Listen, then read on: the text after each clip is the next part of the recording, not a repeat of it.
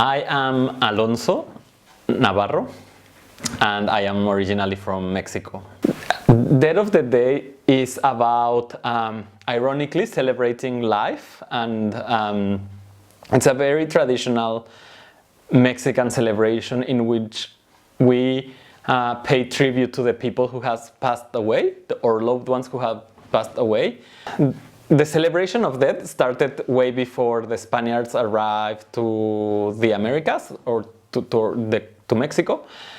The culture of the Aztecs was very linked to death, and they would honor and celebrate death. But obviously, with the arrival of the Spaniards, those celebrations transformed into something more of what we know now and mixed elements of Christianity in them.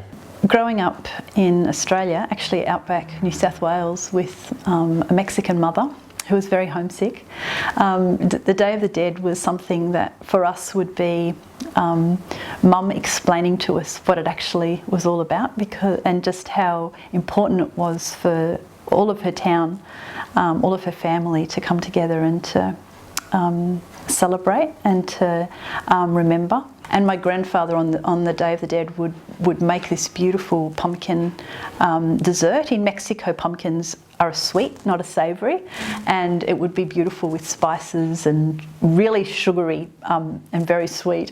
And that's one of the things that I remember about the Day of the Dead. So we didn't actually have any sort of cemetery, like there was nobody to go and remember in terms of being buried in Burke, but definitely the stories would all be told. I like putting the altar, which is it's very nice just to remember what were the things that your loved ones like eating, and we use ornaments around the altar, which is a very colorful paper in the shapes of the skull. The skull is like the biggest symbol of this celebration. And then we use yellow marigold, and then those are the symbol. We use the petals of the marigolds to show the way to the people. So the more elaborate altars normally have a row of marigold petals from the graveyard of the deceased people to the altar. I think the idea of visiting the cemetery was an opportunity to sort of talk about who was there and why they were there and how they died and that sort of thing as well. So it's sort of part of the way I'm very sort of connected to stories of those that lived before me, just through those stories. And I think the Day of the Dead gave us the opportunity to sort of bring them to memory, fresh memory. There's a really lovely sweet bread that we also eat at the time. It's sort of something that we'd have with maybe hot chocolate for supper, and that's called pan de muertos, and it's sort of the bread of the dead. And I'm not sure what the connection is there, but we all eat it, and it's very yummy. Me personally, something that I really enjoy, and it's a more recent tradition. During the revolution in Mexico, which was the 1910, there were these things called literary skulls, in which a newspaper start writing poems about politicians and satirical poems and about how they would die, and to make fun of them. And it became very popular, and it's something that when you're growing up in the school during this day, you have to write a skull about your classmates or your teacher or your family.